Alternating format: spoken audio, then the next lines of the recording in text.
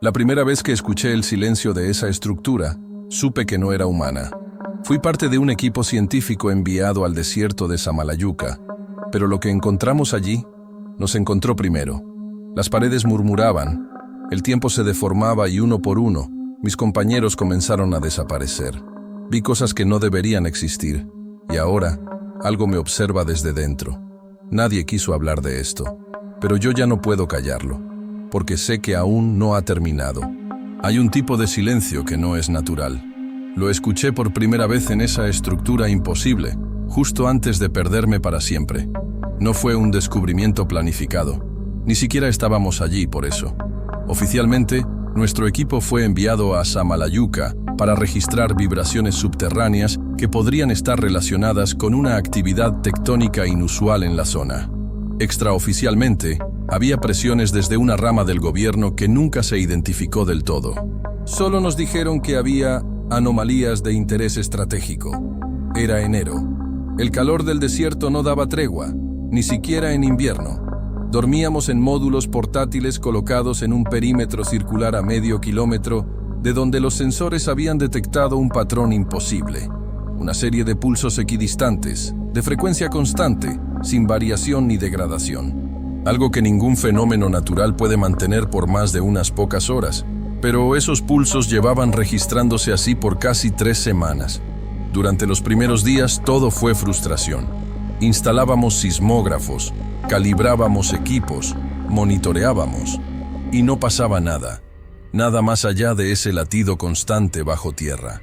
Pero la noche del 7º día, uno de los ingenieros notó algo. Su medidor de campo magnético comenzó a oscilar con ritmo propio, como si respondiera a una señal invisible. Caminó siguiendo esa respuesta, y su trayecto dibujó una espiral perfecta en la arena. Al día siguiente, excavamos en ese punto. No encontramos piedra, ni fósiles, ni estructuras conocidas. Encontramos un borde, un ángulo exacto, metálico, sin erosión. Era imposible. No hay material terrestre que pueda resistir miles de años sin alteración alguna. Y esa cosa claramente estaba allí desde antes que cualquier civilización llegara a esa zona. Llamamos refuerzos. Los drones de escaneo profundo fueron inútiles. Todos sufrían interferencia. Lo único que nos quedaba era excavar con nuestras propias manos. Y así, después de casi 2 días de trabajo bajo el sol y las dudas, apareció lo que parecía una entrada. Una losa perfectamente rectangular, sin bisagras, sin manija. Un contorno casi imperceptible lo separaba del resto de la superficie metálica. Nos miramos sin hablar. Todos sentíamos que estábamos a punto de cruzar un umbral. Esa noche, nadie durmió bien. Algunos escucharon un murmullo persistente, como si viniera de las paredes del desierto. Otros aseguraron haber visto sombras donde no había fuente de luz. Yo no dije nada, pero desperté varias veces empapado en sudor, con la certeza de que alguien o algo me observaba desde afuera del módulo. A la mañana siguiente, la losa se había abierto sola. Dentro no había escaleras ni rampas, solo un corredor descendente, amplio, cubierto con el mismo material metálico, sin un solo signo de desgaste. La temperatura era constante, inexplicablemente agradable, como si el lugar estuviera climatizado. Avanzamos con precaución. Mireya, la lingüista del equipo, murmuraba que las paredes tenían marcas. No eran inscripciones, no al menos como las que podríamos comparar con alguna escritura humana. Eran más bien patrones geométricos que parecían vibrar, como si se comunicaran entre sí a través de algún tipo de resonancia visual. Nadie lo dijo en voz alta, pero todos sentimos lo mismo. Ese lugar no fue construido por nosotros, ni por nadie que se parezca a nosotros. En cierto punto, el corredor se dividía. A la izquierda, una galería de columnas delgadas que parecían hechas de vidrio líquido. A la derecha, una cámara cerrada con una membrana traslúcida, pulsante, como si respirara. Tomamos el camino de las columnas. Mireya grababa todo con su cámara térmica, pero las imágenes se corrompían segundos después de ser tomadas. Aún así, continuamos. Fue allí donde algo cambió. Sentimos un cambio sutil en el aire, más denso, como si de repente todo el oxígeno hubiese envejecido 1000 años. Y entonces sucedió. Un sonido agudo, largo, que no venía de ninguna parte y de todas al mismo tiempo. Mireya se cubrió los oídos. Uno de los técnicos comenzó a sangrar por la nariz. Yo sentí una presión en el pecho tan fuerte que creí que mi corazón se detendría. Y después, el silencio. El mismo silencio antinatural de antes, pero esta vez desde adentro. Volvimos al exterior como pudimos. Algunos no decían palabra, otros temblaban. Nadie estaba preparado para eso. En el campamento revisamos el material recolectado. Todo estaba en blanco. Las grabaciones de audio, los registros visuales, hasta los sensores habían sido reseteados. Era como si el lugar no nos permitiera llevarnos nada. Pero lo más inquietante fue el sueño que compartimos esa noche. Todos, el mismo. Caminábamos por un pasillo que no reconocíamos, aunque sabíamos que pertenecía a la estructura. Una voz suave, sin idioma, nos guiaba. Y al final del pasillo, algo esperaba de pie, inmóvil, observándonos sin ojos. A la mañana siguiente, uno del equipo faltaba, Javier. Su módulo estaba vacío, su ropa intacta, sus botas aún al pie de su cama. No había huellas. No había señal. Buscamos durante horas, días. No apareció. Solo encontramos una espiral dibujada con piedras justo frente a la entrada de la estructura, idéntica a la que el ingeniero había trazado aquella primera noche. Quisimos irnos, abandonar todo, pero al intentar contactar a la base, descubrimos que las coordenadas de nuestro GPS no existían. La transmisión salía, pero no llegaba a ningún lado. Era como si el desierto nos hubiera tragado. Y aún así, lo más perturbador no era eso. Era la certeza silenciosa que comenzó a crecer en cada uno de nosotros. Algo dentro de esa estructura nos había visto. Y lo peor, quizá, era que ahora sabía exactamente quiénes éramos. Al principio, pensé que finalmente habíamos encontrado la prueba, hasta que escuché cómo respiraba. Estábamos revisando la cámara con la membrana pulsante. Nadie había querido acercarse demasiado desde el primer día, pero algo en su ritmo cambió. Era como si ahora nos imitara. Cuando respirábamos, esa cosa respiraba también. Sin querer, me acerqué lo suficiente como para notar una alteración en la textura. La membrana ya no era lisa. Tenía marcas, cicatrices, como si algo la hubiese arañado desde adentro. Mireya fue la primera en hablar. Dijo que la estructura la llamaba, literalmente. Afirmó haber oído su nombre dentro de su cabeza, repetido con la voz de su madre, de su abuela, de alguien que ya no recordaba, pero que aún dolía. Yo la miré sin saber si reír o asustarme. Luego vi que sus ojos estaban rojos, como si llevara horas sin parpadear. Esa misma noche, nos reunimos a revisar lo poco que logramos rescatar de los equipos. Javier seguía desaparecido. Había pasado ya un día entero desde que notamos su ausencia, y su rastro era inexistente. Uno de los geólogos, Rivas, decidió volver a la entrada para marcar nuevas coordenadas por si el GPS había fallado. No regresó. Encontramos su grabadora horas después, a casi 1 kilómetro del sitio, enterrada bajo una delgada capa de arena. Cuando la encendimos, solo escuchamos estática, pero al amplificar el sonido, detectamos una voz. No era español. No era ningún idioma que conociéramos. Era más como un conjunto de frecuencias, repetidas con una cadencia casi humana, como si alguien intentara imitar el habla desde cero. Entonces el doctor Núñez, el escéptico, cambió de actitud. De un momento a otro, se volvió paranoico. Decía que debíamos destruir la entrada, sellarla, fingir que nunca estuvimos allí, que esas señales podían atraer cosas peores. Nadie lo contradijo. Nadie tenía ganas de admitirlo, pero todos sentíamos que algo se había liberado. Mireya comenzó a escribir símbolos en las paredes de su módulo, los mismos patrones que habíamos visto adentro. Pero había una diferencia. Sus versiones estaban incompletas, como si las líneas se deshicieran al intentar terminarlas. Le pregunté qué significaban y me respondió algo que me heló la sangre. No son símbolos, son instrucciones. Intenté convencerla de volver al campamento base, buscar ayuda psicológica, cualquier excusa para sacarla de ahí. Se negó. Me dijo que si nos íbamos sin terminar lo que empezamos, esa cosa vendría a buscarnos uno por uno. Esa noche, comenzó a gritar. No palabras. Era un aullido largo, agudo, como el sonido que habíamos oído dentro de la galería. La sedamos. A la mañana siguiente, los documentos habían sido alterados. Los informes de campo tenían párrafos que nadie recordaba haber escrito. Detallaban supuestas mediciones de presión atmosférica, descripciones de luces que nunca vimos, menciones a un horizonte invertido. Las hojas no estaban escritas a mano, pero tampoco impresas. Era una tipografía desconocida, como hecha por una máquina que intenta imitar las letras humanas. Intentamos comunicarnos por radio con la central. Esta vez, alguien respondió, pero no eran ellos.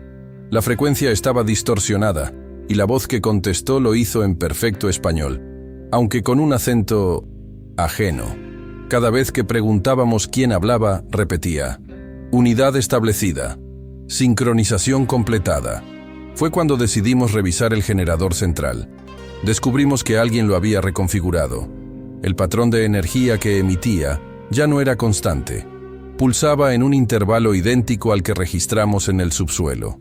Era como si ahora estuviéramos alimentando a la estructura desde afuera. El doctor Núñez intentó sabotearlo. No lo logró. Su cuerpo convulsionó antes de llegar al panel de control. Fue como si una fuerza invisible lo levantara del suelo. Cayó inconsciente, sangrando por la boca. Cuando despertó, no recordaba nada. Desde entonces, todos comenzamos a tener sueños. No eran iguales, pero compartían un elemento. Una figura que nos observa desde un lugar sin forma, como si flotara en una dimensión plegada. A veces se reía, a veces lloraba, a veces simplemente decía nuestros nombres, uno por uno, en un tono que no era humano, pero tampoco completamente ajeno. Esa madrugada, la membrana dejó de pulsar, y luego se abrió. La membrana se abrió sin hacer ruido, como si la gravedad dejara de aplicarse dentro de ella. Lo que había detrás no era una habitación ni un túnel. Era una oscuridad tan densa que parecía absorber la luz. Ninguno de nosotros se atrevió a dar un paso, pero Mireia sí lo hizo. Entró sin dudar, sin voltear.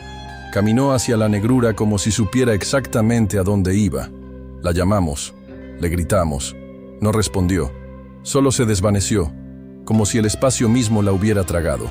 Por un instante, creí ver su silueta proyectada en las paredes de la estructura, pero distorsionada, como si su cuerpo ya no obedeciera las leyes del tiempo o del movimiento.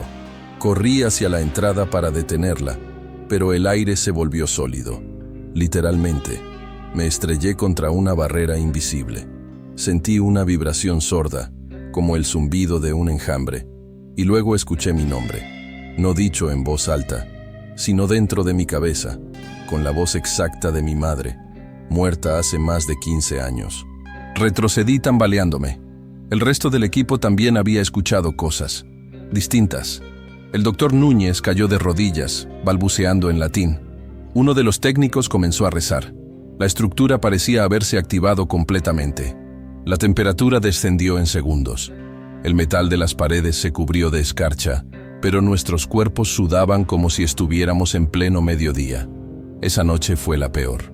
Los generadores comenzaron a funcionar solos, emitiendo un patrón de pulsos que ya no reconocíamos. Revisamos los archivos anteriores y notamos que cada frecuencia había sido reemplazada por un nuevo código. Coordenadas. Cruzamos esos números con un mapa digital, y el resultado fue una línea recta que comenzaba en Samalayuca y terminaba en la fosa de las Caimanes, frente a la costa de Veracruz. Intentamos salir, no para regresar, sino para pedir ayuda. Pero el paisaje había cambiado. Donde antes estaba la planicie del desierto, ahora había dunas que no reconocíamos, formaciones que no aparecían en ningún satélite. Una de ellas tenía la forma exacta de la espiral que vimos al inicio, pero a escala gigantesca. En el centro, alguien había dejado una señal, una figura hecha con piedras, imitando a un ser humano en posición fetal. El miedo dejó de ser una emoción. Se convirtió en un ambiente, en una presión constante sobre el pecho, en el crujido de los dientes, en la imposibilidad de dormir sin soñar con fragmentos de un lugar que no debería existir. Volvimos a la estructura. Buscamos respuestas. Mireia seguía desaparecida. La membrana seguía abierta, pero ahora emitía una luz tenue, rojiza. Decidimos no volver a cruzarla. Los registros visuales mostraban cosas que no habíamos presenciado. Nosotros parados frente a la membrana, pero sin rostro, solo piel lisa, sin boca, sin ojos. Solo la sombra de lo que alguna vez fuimos. Esa fue la noche en que escuchamos la transmisión. Era una frecuencia débil, captada por uno de los antiguos radios de onda corta que traíamos como respaldo. Sonaba como un discurso, repetido una y otra vez. Aumentamos el volumen. La voz era humana, femenina, mexicana. Decía: han abierto lo que no debía ser abierto, ya es tarde. Ustedes no lo liberaron, él los eligió. El doctor Núñez quiso desconectar el radio, pero no pudo. La corriente lo había fundido al equipo. Rompió el cable, pero la voz siguió saliendo del altavoz, como si la electricidad ya no fuera necesaria. A la mañana siguiente, encontramos el cuerpo de otro técnico, flotando boca abajo sobre la arena. No había heridas, no había sangre, solo la misma espiral, ahora tallada en su espalda con precisión quirúrgica. Su rostro no era el suyo, era el de Mireya, perfectamente formado, en una especie de máscara de piel que no estaba adherida, pero tampoco suelta.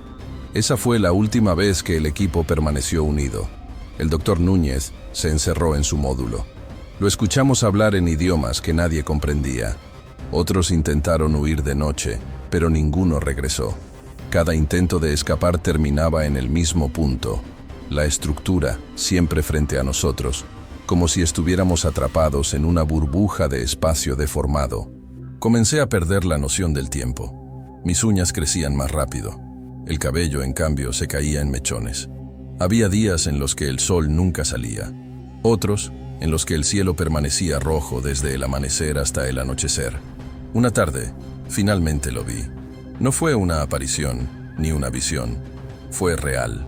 Salió caminando desde la membrana, en silencio.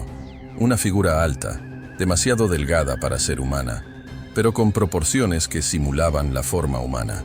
Su piel era grisácea, con una textura parecida al mármol mojado.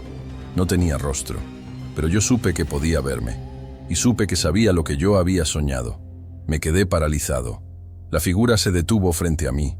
No hizo nada, no habló, pero en mi mente apareció una imagen, una ciudad, sumergida, antigua, con estructuras idénticas a la nuestra, pero 1000 veces más grandes. Y comprendí algo que me heló hasta los huesos. Esto no era una ruina, era una embajada. Cuando finalmente entendí a qué me enfrentaba realmente, ya casi era demasiado tarde. La figura frente a mí no avanzaba. Se mantenía estática, como esperando que yo diera el primer paso. Y lo hice, no por valor, sino porque no podía hacer otra cosa. Sentía mi cuerpo caminar aunque mi mente gritara que retrocediera.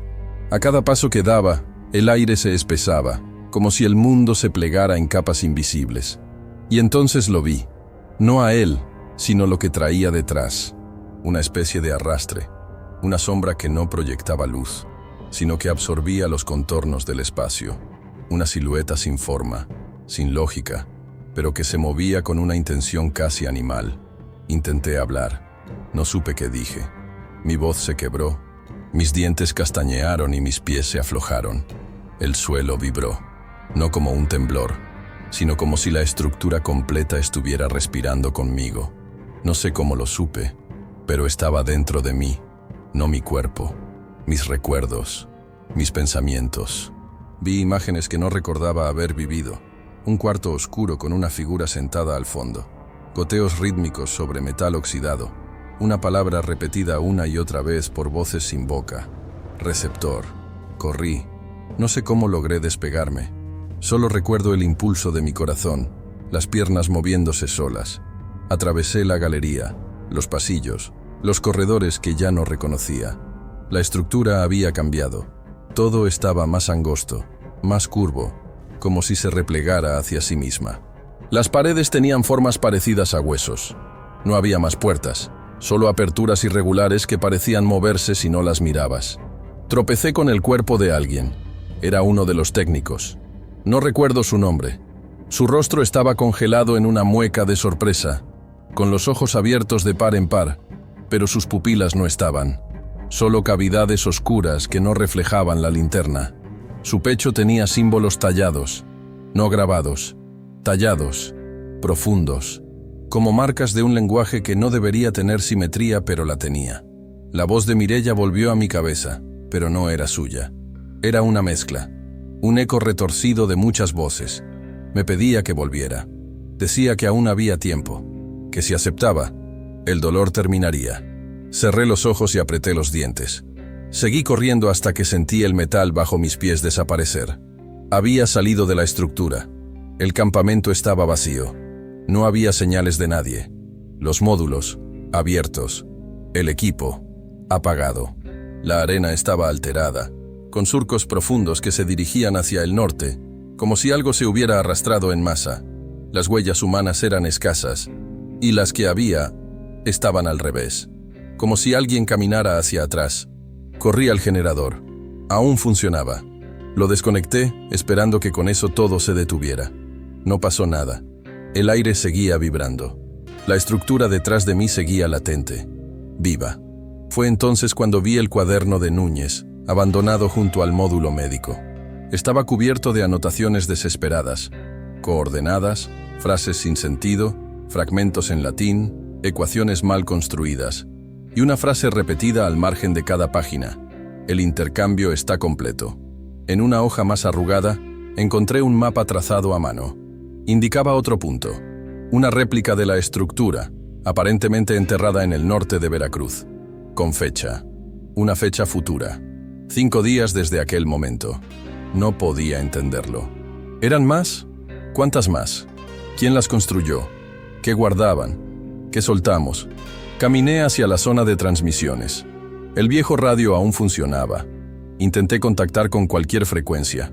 Recibí respuesta. Una voz familiar. De mi jefe en Ciudad de México. Me dijo que la misión había concluido, que volviéramos. Pero la señal tenía fallos. Cada tanto su voz se distorsionaba y decía cosas que él jamás diría. Frases como la integración avanza y aceptación irreversible. Corté la comunicación. La noche cayó. Rápido. Sin transición.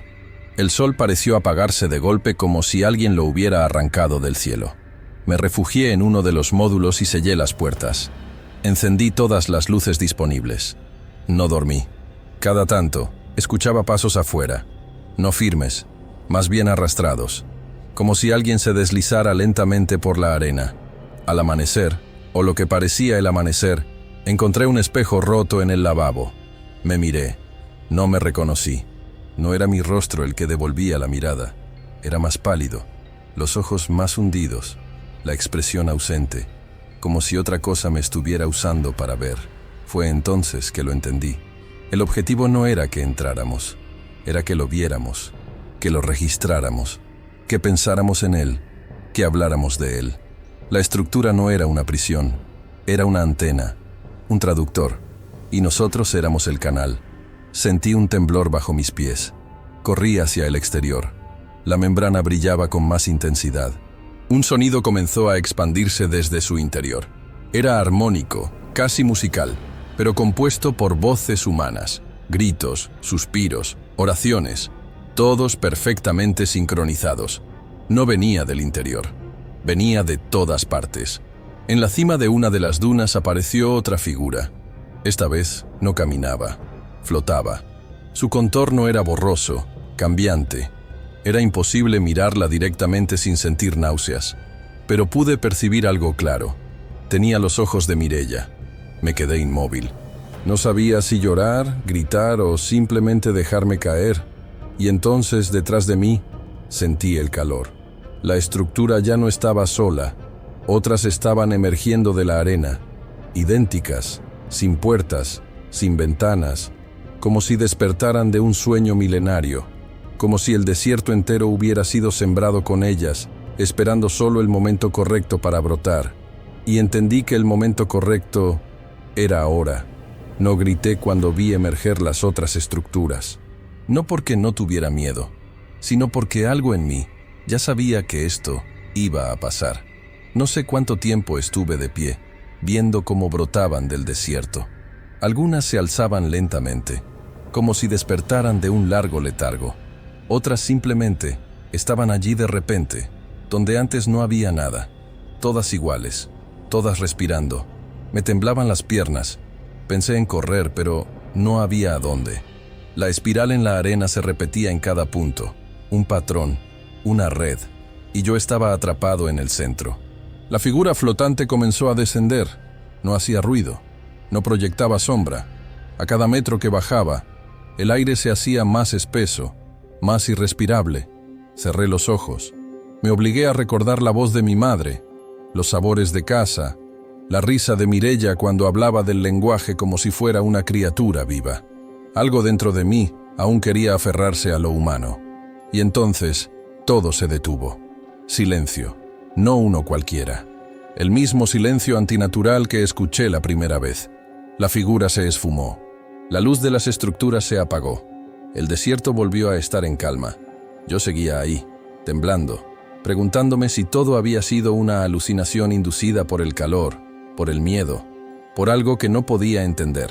Pero cuando me giré, vi la entrada de la estructura original completamente sellada, como si nunca hubiera existido. Subí a una duna para intentar ubicarme. La planicie se extendía, vacía, infinita. Pero al horizonte, donde antes no había nada, pude ver luces. No del tipo que vienen de pueblos o vehículos, eran estáticas, geométricas, como símbolos suspendidos en el cielo. Brillaban con una frecuencia constante. Pulsaban como el latido que habíamos registrado semanas antes. Caminé, no sé por cuánto tiempo. El sol no se movía. El reloj no marcaba nada.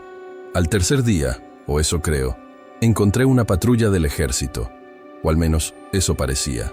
4 hombres armados, uniformes sin insignias, y una mujer con traje de contención. Me apuntaron, me esposaron, me subieron a un helicóptero. Durante el vuelo, nadie habló, pero los vi intercambiar miradas cuando mencioné el nombre de Mireya. Uno de ellos sacó una libreta y escribió algo en clave.